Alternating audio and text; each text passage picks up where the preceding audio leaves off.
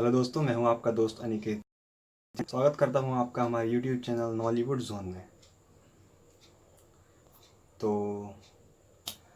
हमारे इस कोर्स में अब तक हमने हमारी जो क्रोनोलॉजी है उसके तहत कंपनी रूल और द क्राउन रूल, हमने ब्रिटिश रूल को दो पार्ट में डिवाइड किया है, company rule and crown rule.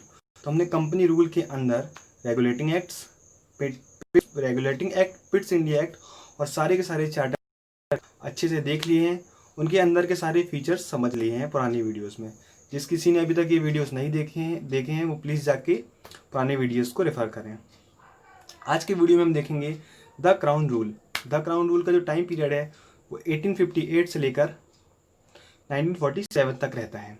Okay, तो आज की इस वीडियो में हम गवर्नमेंट ऑफ इंडिया एक्ट और सारे काउंसिल एक्ट अच्छे से स्टडी करेंगे। तो चलिए शुरू करते हैं हमारा ये वीडियो लेक्चर। तो गवर्नमेंट ऑफ इंडिया एक्ट 1858, जैसा कि हम सभी जानते हैं कि गवर्नमेंट ऑफ इंडिया एक्ट 1858 के जस्ट पहले 1857 का रिवॉल्ट होता है, फर्स्ट वॉर ऑफ इंडिपेंडेंस भी कहते हैं। तो after first war of independence Britishers कहीं ना कहीं ये समझ जाते हैं कि अगर इंडियंस को हमने अपने पॉलिटिकल एंड एडमिनिस्ट्रेटिव फंक्शंस में पार्टिसिपेशन नहीं दिया तो हमारा इंडिया पे रूल करना बहुत मुश्किल हो जाएगा।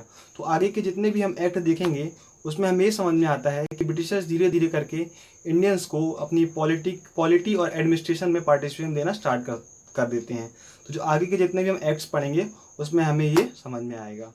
तो जो गवर्नमेंट ऑफ इंडिया एक्ट 1858 होता है उसके कुछ इंपॉर्टेंट फीचर्स देखते हैं। सबसे पहले तो जो गवर्नमेंट ऑफ इंडिया एक्ट है इसे हम act for good government in India भी कहते हैं। क्यों कहते हैं? क्योंकि इस एक्ट के थ्रू जब ये एक्ट आया था तब जो क्राउन था, ब्रिटिश क्राउन थी, उन्होंने जो अपनी एनेक्सेशन की पॉलिसी थी, जो राज्यों को हड़प कर लेते थे ब्रिटिशर्स, उस पॉलिसी को उन्होंने ख़त्म कर दिया, पहली बात। दूसरी बात, इन्होंने कहा कि अब हम इंडिया में रिस्पॉन्सिबल गवर्नमेंट एस्टेब्लिश करने की कोशिश करेंगे जिसमें इंडियंस को भी पार्टिसिपेशन देने का कोशिश की जाएगी। तो ये दोनों इंपॉर्टेंट कुछ बातें थी जो इस एक्ट को act for the good government in India भी कहते हैं इस कारण से। और इम्पोर्टेंट फीचर क्या थे इस एक्ट के थ्रू? तो जो गवर्नर जनरल ऑफ इंडिया है उसे हम क्या कहने लगे? वाइसरॉय कहने लगे। ठीक है, पहली बात तो ये। उसके बाद इस एक्ट के थ्रू क्या होता है? Put an end to double system of government by abolishing court of director and board of control. हमने देखा था कि पिट्स इंडिया एक्ट के थ्रू एक डबल सिस्टम ऑफ गवर्नमेंट लेकर आते हैं ब्रिटिशर्स। उसमें क्या होता था? एक बीओडी होता था और एक सीओडी होता था। जो बोर्ड ऑफ कंट्रोल होता था वो एडमिनिस्ट्रेटिव फंक्शंस देखता था और जो कोर्ट ऑफ डायरेक्टर था वो कमर्शियल फंक्शन देखता था। तो डबल सिस्टम ऑफ गवर्नमेंट था जो कि इस एक्ट के थ्रू ख़त्म कर दिया गया। उसके अलावा एक नई पोस्ट सेक्रेटरी ऑफ स्टेट इस एक्ट के थ्रू बनाई गई। जो ये पोस्ट थी सेक्रेटरी ऑफ स्टेट, ये ब्रिटिश पार्लियामेंट का एक मेंबर ही था, कैबिनेट का एक मेंबर होता था, जिसे administration in India, Indian administration के लिए कंप्लीट अथॉरिटी दी गई थी सेक्रेटरी ऑफ स्टेट को। और इस सेक्रेटरी ऑफ स्टेट को हेल्प करने के लिए हम देखते हैं 15 मेंबर की काउंसिल भी बनाई गई थी। ओके, तो ये 3-4 इंपॉर्टेंट फीचर्स हमको समझ में आए जो बहुत इंपॉर्टेंट हैं। डायरेक्ट क्वेश्चंस भी आते हैं। अगर आपको एक्ट के बारे में लिखना भी हो तो हम इन फंक्शंस को डायरेक्टली एलोबरेट कर सकते हैं ना, बता सकते हैं। इसके अलावा इस एक्ट का एम क्या था? To supervise and control India from England, मतलब इंग्लैंड से इंडिया की जो एडमिनिस्ट्रेशन है उसको सुपरवाइज और कंट्रोल करना। तो ये था government of India act. Next हम देखते हैं इंडियन काउंसिल एक्ट ऑफ 1861। इस एक्ट से क्या हुआ? इस एक्ट के कुछ फीचर्स थे इंपॉर्टेंट, जैसे कि एक ये है कि it associated Indians in law making process but as a non officials member. Indians को एसोसिएट किया है but as a non official members. Okay, उस समय जो हमारे वाइसरॉय थे लॉर्ड कैनिंग, उन्होंने नॉमिनेट किए थे इंडियंस को in the council Raja of Banaras, Maharaja of Patiala and sir Dinkar Rao. तो ये 3 इंपॉर्टेंट मेंबर्स थे, Raja of Banaras, Maharaja of Patiala and sir Dinkar Rao. इन तीनों को उन्होंने लॉ मेकिंग, अपनी जो प्रोसेस था लॉ मेकिंग था, मतलब जो काउंसिल थी एग्जैक्टली उसमें इन्होंने इन्हें इंक्लूड किया। उसके अलावा इस एक्ट में हम क्या देखते हैं, it restored the legislative powers of Bombay and Madras presidencies by the process of decentralisation, है ना। हमने देखा था कि सेंट्रलाइजेशन की प्रोसेस होती है वो 1773 से स्टार्ट हो जाती है ना। जब 1773 का रेगुलेटिंग एक्ट आता है तो उसके थ्रू जो ब्रिटिशर्स हैं वो सेंट्रली ज़्यादा पावर इकट्ठी करने की कोशिश करते हैं, है ना। सारे सारे जो प्रेसिडेंसीज होती हैं, गवर्नर जनरल होते हैं, उसको अपने अंदर कर लेते हैं। तो इस प्रकार हम देखते हैं सेंट्रलाइजेशन स्टार्ट होता है 1773 में, जो अपने क्लाइमैक्स में पहुंचता है कब, 1883 के एक्ट से। ओके, तो हम देखते हैं कि आफ्टर 1833 कुछ डिसेंट्रलाइजेशन का प्रोसेस, कुछ जो छोटे स्टेट होते हैं, जो नीचे के स्टेट्स होते हैं जैसे कि बंगाल, मद्रास और बॉम्बे के जो अदर स्टेट्स हैं, उनको भी कुछ लेजिस्लेटिव फंक्शन नीचे के नीचे डेलीगेट करना स्टार्ट हो जाता है, मतलब देना स्टार्ट कर देते हैं। उसके अलावा जो एक्ट था council act of 1861, it empower viceroy to issue ordinance, make rules and regulations, orders and also gave recognition to portfolio system introduced by Canning in 1859। 1859 में एक पोर्टफोलियो सिस्टम होता है।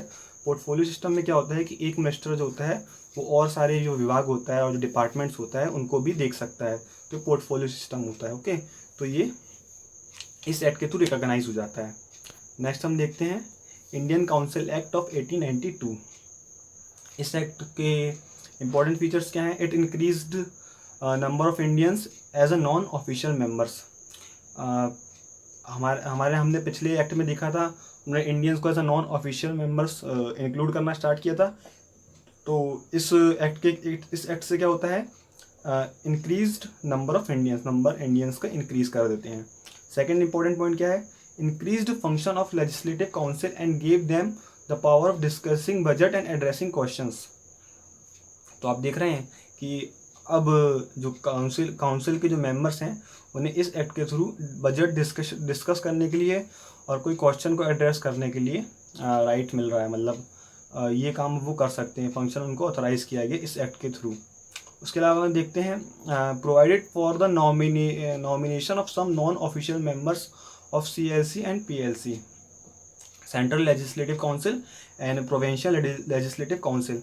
तो जो सेंट्रल लेजिस्लेटिव काउंसिल होता था, ये जो CLC है, यहाँ पे कौन नॉमिनेट करता था, जो गवर्नर जनरल होता था, जो वाइसरॉय होता था, वो यहाँ पे मेंबर्स को नॉमिनेट कर सकता था। जो स्कूल्स, कॉलेजेस और जो अदर इम्पोर्टेंट एडमिनिस्ट्रेटिव डिपार्टमेंट्स होते हैं, है ना, उनके जो नॉमिनेटेड मेंबर्स होते हैं, मतलब वहाँ के उसके जो मेंबर्स होते हैं उन्हें नॉमिनेट कर सकता था। और जो प्रोविंशियल लेजिस्लेटिव काउंसिल थी, वहाँ पे कौन, जो उस स्टेट का गवर्नर होता था वो वहाँ पर नॉमिनेट कर सकता था। तो इस प्रकार से एक नॉमिनेशन का सिस्टम फॉर द मेंबर्स यहाँ पे हमें देखने मिलता है। नेक्स्ट है इंडियन काउंसिल एक्ट ऑफ 1909। इस एक्ट को हम मॉर्लेमेंटो रिफॉर्म भी कहते हैं। क्यों कहते हैं, जैसा कि आप जानते हैं उस टाइम हमारे सेक्रेटरी ऑफ स्टेट जो थे वो सर मॉर्ले थे, और हमारे गवर्नर जनरल या वाइसरॉय जो थे उस समय हमारे इंडिया के, वो कौन थे, लॉर्ड मिंटो। तो इसलिए इसे मॉर्लेमेंटो रिफॉर्म्स भी कहते हैं। ठीक है, इसने क्या किया, नॉन ऑफिशियल मेंबर्स जो थे उनका साइज 16 से बढ़ाकर 16 कर दिया ना, ये तो इंपॉर्टेंट डेवलपमेंट हो गया। उसके अलावा हम देखते हैं कम्युनल इलेक्टोरेट इंट्रोड्यूस्ड। इस एक्ट के थ्रू एक बहुत इंपॉर्टेंट जो कई एग्जाम्स में भी आ चुका है और हमें जानना ज़रूरी भी है, बहुत इंपॉर्टेंट डेवलपमेंट है। कम्युनल इलेक्टोरेट मतलब एक किसी पर्टिकुलर कम्युनिटी का मेंबर ही उस पर्टिकुलर कम्युनिटी के जो कैंडिडेट हैं उसे वोट दे सकता है और उसे चूज़ कर सकता है, इलेक्ट कर सकता है ना। तो ये कम्युनल डिवाइड करने के लिए जो ब्रिटिशर्स की डिवाइड एंड रूल पॉलिसी थी उसको कहीं ना कहीं बताता है। तो इस एक्ट के थ्रू 1909 के एक्ट के थ्रू मुस्लिम को ये कम्युनल इलेक्टोरेट दिया गया, है ना, उनको दिया गया। उसके अलावा हम देखते हैं इस जो भी ये लेकर आएगा कम्युनल इलेक्टोरेट, उसे हम इसका फादर कहेंगे। तो फादर ऑफ कम्युनल इलेक्टोरेट कौन हुआ, लॉर्ड मिंटो हुए। ओके, इस एक्ट में एक चीज, इस एक्ट के टाइम या इस एक्ट के थ्रू हमें एक चीज़ और देखने को मिलती है, first Indian to join viceroy executive council of law as a law members, है ना, एज अ लॉ मेंबर।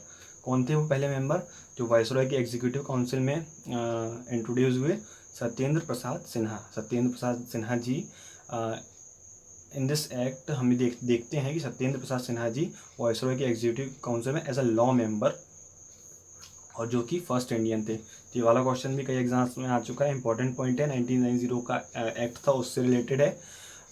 तो 2-3 पॉइंट आप याद रखेंगे। पार्लियामेंट्री रिफॉर्म कहते हैं, कम्युनल इलेक्टोरेट बहुत इंपॉर्टेंट पॉइंट है, increase size of non official members, उसके अलावा सत्येंद्र प्रसाद सिन्हा जी फर्स्ट जो इंडियन थे जो as a law member viceroy के एग्जीक्यूटिव काउंसिल में आते हैं।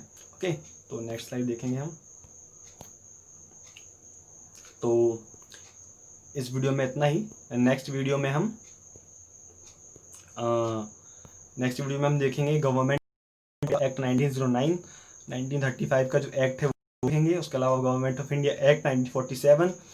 उसके बाद हम देखेंगे कैसे हमारी कॉन्स्टिट्यूशन असेंबली फॉर्म होती है और हमारा कॉन्स्टिट्यूशन बनता है, और पॉलिटिकल डेवलपमेंट जो भी होते हैं आगे के वीडियो लेक्चर में हम कंटिन्यू करेंगे। तब तक के लिए thank you so much, and please do like, share and subscribe the channel. We need your support. Okay, so thank you so much.